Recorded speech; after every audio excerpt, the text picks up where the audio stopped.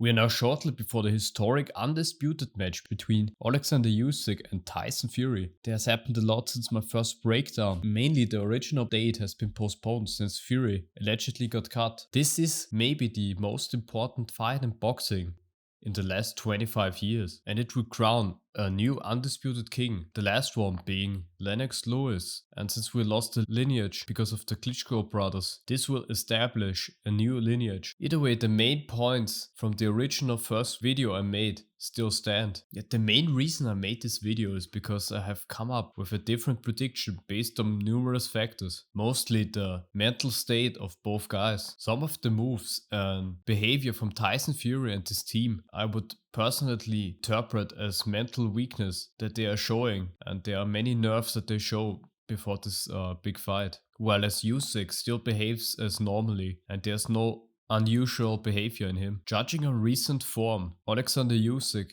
obviously looks the better of the two. Even though he was knocked down from the low blow in the war fight, some think should have been legal, which I don't think it should have been. He looked more impressive than Fury did in his last two fights, that's for sure. And he looked more dominant, finishing his fight with a TKO, whereas Fury barely got away. Controversial decision against a boxing novice. He was 100% underestimating the guy, but still, you can't deny the mental and physical decline in Tyson Fury. I think many of the insults and shenanigans he does against Usyk, becoming overly aggressive, bring him into the perfect mind states to fight him. If this is what he needs to do, then that's fine, but still, if you look at the fight against Klitschko, he didn't insult the Klitschko brothers that way, or Wilder or so on, maybe Wilder a bit, but still, he was way more relaxed against them. The out of line or untypical behavior can be seen as a kind of a warning sign, in my opinion. I also suspect that the training camps and the Wilder fight took out a lot more out of Tyson Fury than many think. Firstly, the amount of neurological damage you receive getting hit by maybe one of the hardest punches to ever live and getting knocked down against Francis. First of all, it was kind of shocking to see him getting dropped. I never had the doubt that Tyson could not get dropped by Francis. It was more shocking that Francis could connect him. The defense and reaction time was so bad from Fury. And if you look at the face from Fury, it says it all. He was completely embarrassed. And while on the floor, his face didn't look like when he was dropped against Wilder, where he was eager and ready to go on back at the guy. You would also think that the kind of weight fluctuation he has, where he eats a lot while off from the training camp and then comes back into training camp, having to lose the weight again, and that over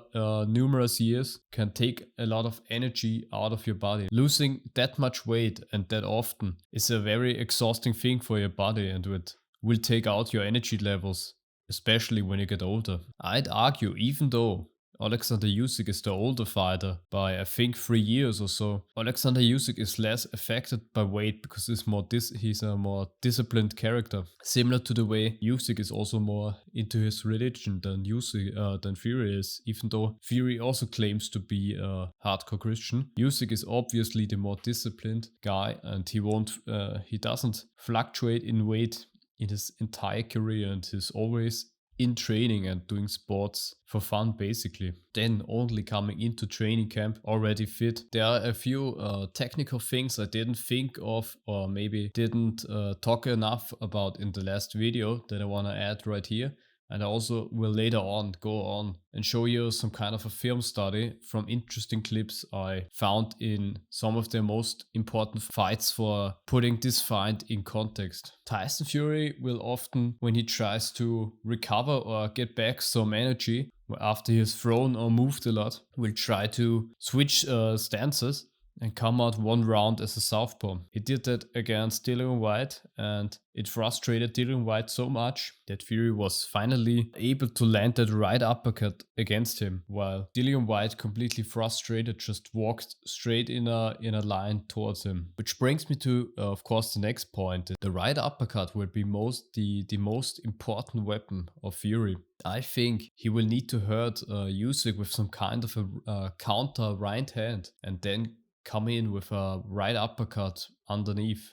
after that. He should also vary his, he's also good with the right hooks or right looping hands. Then vary these two shots, once a looping one, once a straight, and then try to see if USYK is quick enough to adjust, because USYK sometimes misreads the situation and puts too much onto the defense of one right hook. And if you can vary the shots and come with a right cross instead, he could hit on the target. One thing that is now even more of a problem for Fury than in the last hypothetical breakdown is that he now has another cut on the same place as the one that Otto Wallin cut him. So on his right side he has another cut, again very deep, and there are only 3 months about of that cut healing. So if USYK can connect a good left hook or something along the lines, that the scar tissue is very likely to reopen. So the looping left southpaw hand should be quite a target for USYK to try to hit the cut eye.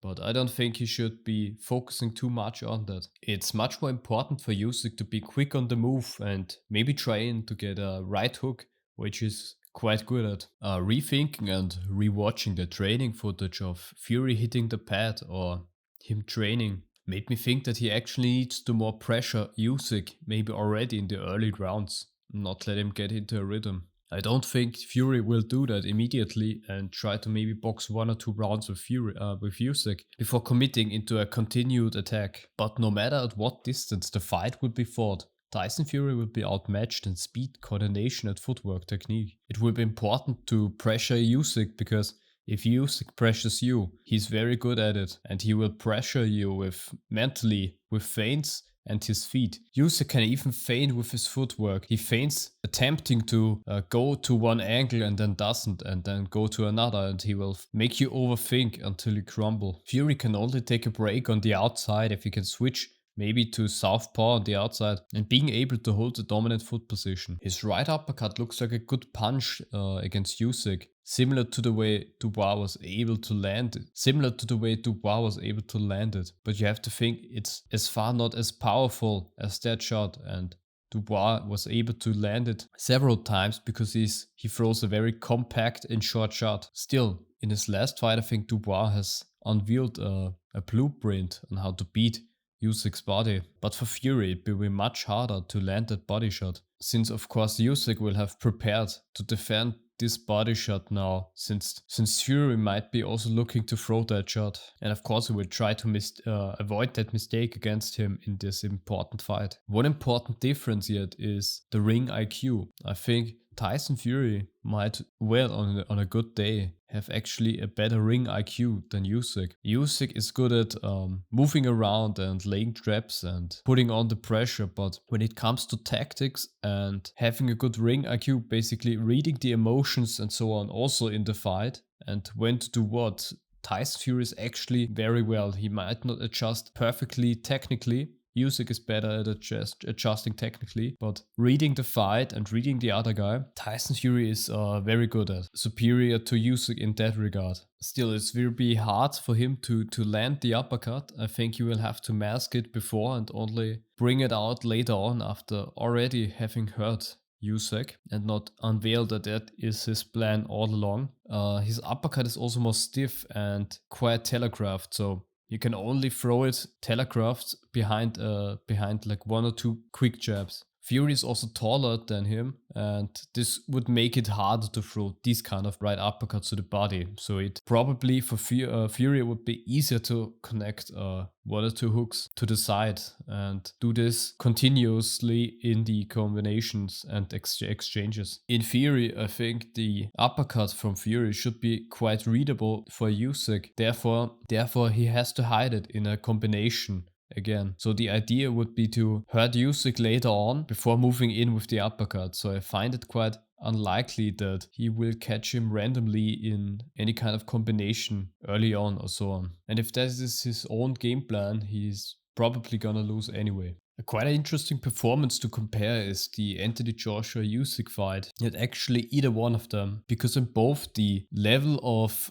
footwork and coordination was immediately apparent, especially in the first fight. And yet if you compare Anthony Joshua with Tyson Fury, we'll have to say Anthony Joshua in many ways is even more coordinated than Tyson Fury actually. He throws much more coordinated 1-2s or right hooks and uppercuts and so on. His hip mobility is much more coordinated and his stance, yet his uncreativity and stiffness shows in his entire style. Fluidity, Tyson Fury is better. And it would be interesting to see how Usyk deals with someone who is way more fluid than Joshua, but less coordinated. And I think it would be making for some very chaotic and crazy exchanges. I also think that there will be good stretches of the fight where the level of speed and ring IQ of Usyk will just completely outbox Tyson Fury. Again, I want to reiterate that I don't think Usyk should focus on the cut on Fury's eye. Think he should just focus on the game plan. And this was just a technical part. I hope I've mentioned some things that you haven't thought of before, or maybe forgot that they even happened.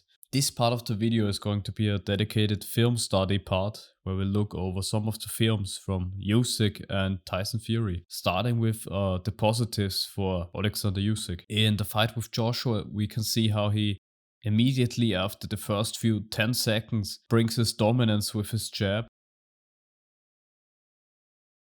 lands a southpaw left in the first 10 seconds with which sets the tone for the rest of the fight. One strength of Usyk is of course his angle variation. While he's changing his angles, he's also punching to the body. Usyk is often underrated for his punching power. As you can see here, he can hurt heavyweights with no problem. And the way he's set up, masks his left hand behind the point jabs and the hard jabs is very good.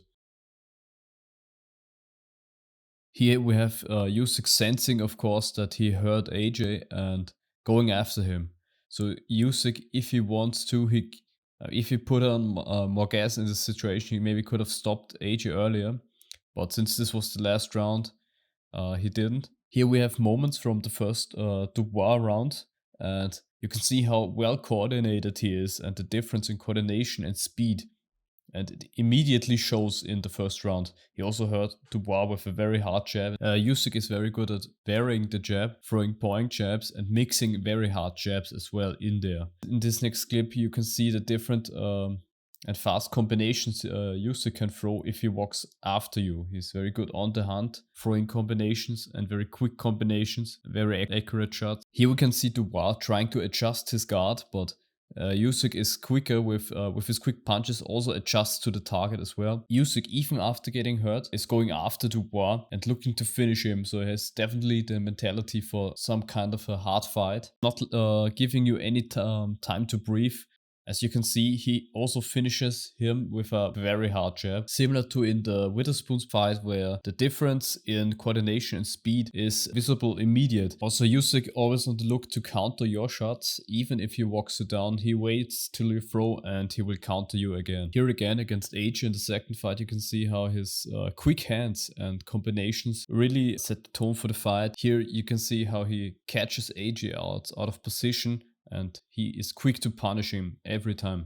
So again, the biggest positives for Usyk are his footwork and his incredible speed and coordination. Now let's go over some of the weaknesses Usyk also has. One of the issues he's gonna have against Fury is the reach.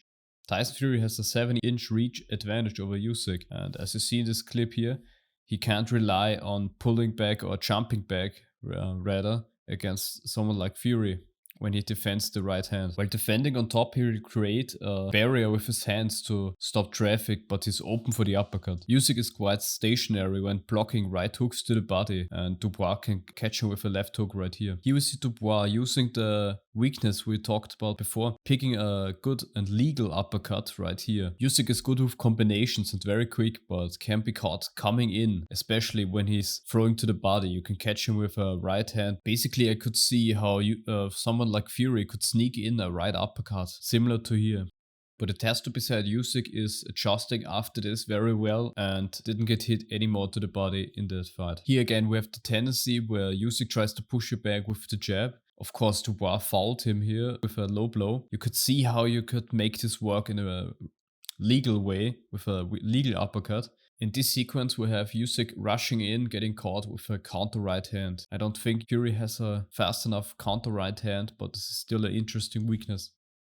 Same here, this happens especially against longer opponents. Here we have Anthony Joshua putting on some pressure on Usyk. He wasn't able to do this the whole fight. Someone like Fury, maybe if he puts on his double guard and walks Usyk down, we can maybe see something similar to where he walks Usyk down to the ropes and throws combinations. Now we'll go over the technical positives for Tyson Fury. He often throws the quick 1-2 where he doesn't clench his fist properly, but he's very quick with the 1-2, as we see here in the... Fury usually just clinches his fists properly in throwing his right hooks or his looping right hands, which can be quite powerful. On the move, he can often sneak in a good right uppercut or right hook to the body while moving and then moving out again. Against Deontay Wilder, Tyson Fury showed that he can hurt people with body shots, knowing where to put the right hook to the body and so on. Tyson also often converts from throwing a hook into a clinch, recovering. He finished Wilder and Cunningham brutally, both with a hook. Tyson Fury has a decent power in his right hook or looping right hand. This is the last sequence of him walking down Steve Cunningham, and he will have to involve some of these tactics again in this fight against Usyk.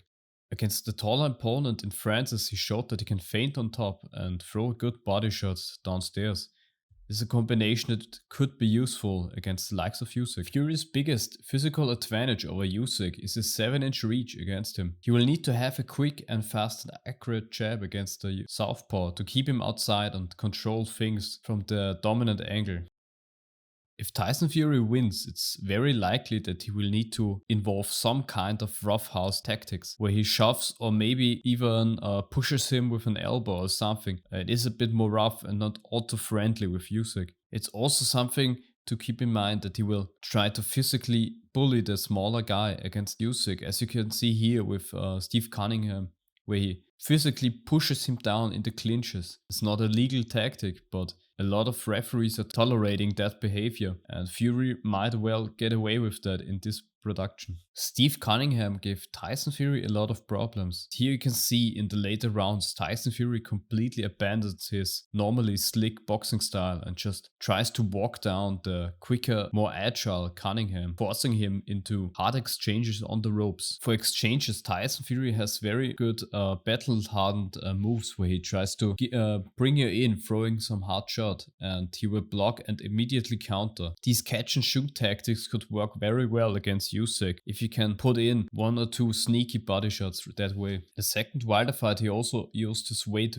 very well to push Wilder. And another thing you can see is his hard jab. And the hard jab is very disruptive for your own combinations. Here against Chisora, you can see how he masterfully frames him, pushes him with ease out of the way. Tyson can control lighter and smaller fighters easy in the clinch. Here we have Fury masking his right hook behind a quick jab. You can also have fast and different variations of the jab. When walking down Chisora, he's effortlessly walking him down using his weight and his stiff arm tactics. Combination which could be useful against Usyk is when Tyson Fury comes up with a right uppercut. A good combination of Fury is when he throws the right uppercut and immediately goes in to throw the right hand. This could be a very effective move while Usyk is on the ropes or defending. We'll now go over the technical weaknesses in Fury. Some of these mistakes can be even more dangerous to make when you're not fresh and you're less young and less quicker. In his last fight, he showed a very sloppy and unreactive guard, which could cost him against a very elite opponent, when even the likes of Francis can catch him while throwing basic punches. Running in and trying to clinch can be very dangerous against a quick opponent like Usyk, yet it has to be said Usyk will be punching from down under. Still a very dangerous move against an experienced guy. Even the slow Francis Ngannou has no problems hitting him with right hands to the body. Fury's uncreative attacks in this fight really cost him. Even Francis Ngannou could anticipate his attacks and drop him with a counter left hook. This was when Fury rushed in with his quick 1-2, where he doesn't even clinch his fists properly and just runs into the other guy basically. He often will try to clinch after this combination. Tyson Fury relies too much on framing and his long guard against opponents. Tyson Fury can also be very dirty, as we see here against Francis. He throws a kind of obvious elbow right after his right hook. and mixes the punch. Will we see him foul Usyk the same way if he gets in trouble? The Steve Cunningham fight gave us a good estimation on how Fury would do against a much lighter and more coordinated opponent. Only seconds in, he still can't hit him with a jab and tries to go for a crazy right hand, which he nearly gets countered for within the opening sec. Fury is very open in this fight and was hit numerous times nearly with that overhand until it finally connected in the 4th round. But Usyk won't have that kind of a trouble to find an open target like the unreactive Fury. And we see that he is immediately reacting with a dirty tactic. He also relies too much on sloppy defense and energy efficient defense, where moving or just defending properly would be more effective. One of the issues in his fight against Chisora is that even an old aging Chisora managed to back Tyson Fury into a corner within the opening seconds of the fight. Even after nearly dropping him several times, Fury will get caught numerous times on the rope. Fury seems to have a lot of problems against southpaws. Here we can see Otto Allen having no issues to have Tyson Fury up against the ropes and hitting him numerous times with combinations to the body and head. In the same combination, Tyson Fury got the bad cut he's still struggling with today. Wallen made him guessing in which way he's gonna throw his left hand. But in this combination, he throws his left hand first to the body and then immediately goes up to the head, cutting Tyson Fury. A cut so deep it should have cost him the fight. A similar punch could very likely reopen that cut again. And since he has opened it in sparring and is just only healed with 3 months time, it will be not unlikely that that cut reopens in the fight, and it would be a huge factor. 15-stone little midget beat a bodybuilder. Well, I ain't a bodybuilder, sucker. I'm gonna write you off. I already done one Ukrainian Klitschko, didn't I? And I'll do you as well, gappy teeth. Before I give you my final prediction, I wanna mention some interesting things I noticed during the build-up. And because this is a quite significant fight, I think well deserves to do a longer video anyways. Maybe you've already heard there's a fixed rematch clause, and there's already the talk about from both guys of a rematch. And that's a good thing, because in the end of the day, this will ensure that the judging and officiating will be hopefully quite fair and not biased in favor of Tyson Fury. It's also good that there's a rematch, because honestly, if this is a good fight, then I'd like to see it again and immediately after it, so we can see who is the real deal after this 2 fights. And hopefully we'll get an undisputed champion immediately after the first fight, because it can happen that, because in case of a draw, the big chance that both guys just retain the title and will get no undisputed match, and even in the rematch they might be stripped of some of the belts again, and then we'll again have no undisputed champion. So it is quite important that this fight gets a decisive winner, in my opinion, or at least a good fight with a decisive result, so there's no controversy. I want a decisive result, because at the end of the day, there has been people for even longer than 10 years waiting for an undisputed match, even before I was watching boxing basically. Now we finally might have the chance to even get an undisputed champion at heavyweight this weekend, and this of course would set the tone for the entire boxing industry to step up the game, which then again would bring more interest and eyes to the sport of boxing. Another thing that only happened a few days ago is when, in a chanting exchange, John Fury decided to headbutt the smallest of Usyk's team. And of course the boxing media covers the whole event as if the guy on Usyk's team headbutted Fury, but in the video you can clearly see John Fury going at this guy from numerous angles. It's also interesting that he came up only second best, even though he was the one initiating the attack. And Team Usyk in interviews has called this a good omen. This event also shows the extreme bias of the Western European boxing media. No matter what happened, they will report positively for Tyson Fury or their team members. Doesn't matter how bad Tyson Fury actually treats other people, or he uses the extreme naivety of some of his fans to make some money or so on, or get away with things other champions wouldn't get away with. And the media are just acting as some kind of a hype man, justifying all his bad behaviors while criticizing anybody who criticized Tyson Fury himself. Also looking back, it was only a few months ago I can remember where USYK Fury looked impossible to make, mainly because Fury was asking for too much that was actually possible and seemingly avoiding the fight. For some strange reason, the kind of perfect thing for Tyson Fury kind of happened, because the fight with Daniel Dubois showed some kind of a chink in the armor of Oleksandr USYK. Imagine if Daniel Dubois was a bit smarter and maybe landed that punch about 5-10 centimeters further up, and we wouldn't be standing here talking about an undisputed match. Still, there are many things Daniel Dubois showed in this fight against USYK on how to fight him and what kind of combinations would work against him. In a strange way, it was like Dubois was one of the pawns of Frank Warren's Queensberry promotion, and now as they saw this weakness, they will bring out their king, Tyson Fury, into the battle. Yet it will be seen if he is actually going to be victorious. No matter how this fight turns out, I definitely think it's gonna be competitive either way, and whoever is winning in the end will have to overcome some kind of an obstacle.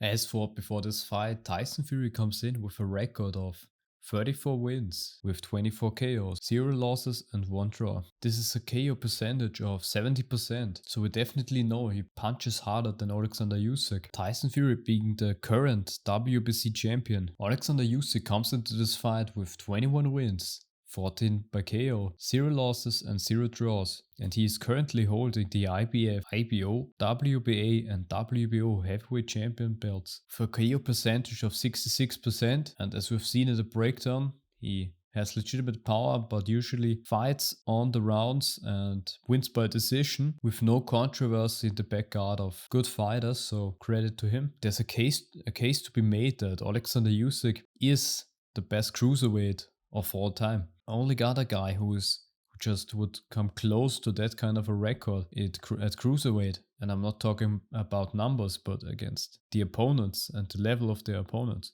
is Evander Holyfield. And if Oleksandr USYK comes out of this fight with a victory, a decisive victory, he has a better record than any cruiserweight or light heavyweight that stepped up to heavyweight. Definitely a better record than Evander Holyfield. Many old-time fans will disagree with that, but I will promise you over time that the record of Oleksandr USYK will be looked at much favorable in the future. And if USYK can become undisputed at heavyweight in this fight, this would make him a 2-division undisputed champion at cruiserweight and heavyweight, a feat not many fighters in history can talk about. For my final prediction, I'm gonna go with Oleksandr USYK winning by unanimous decision and even dropping Tyson Fury by doing so. In the end, I think his superior coordination, footwork and body punches are going to catch Tyson slipping. Catching Tyson sloppy coming in or trying to find a place to breathe will be enough to break down the big man Tyson Fury.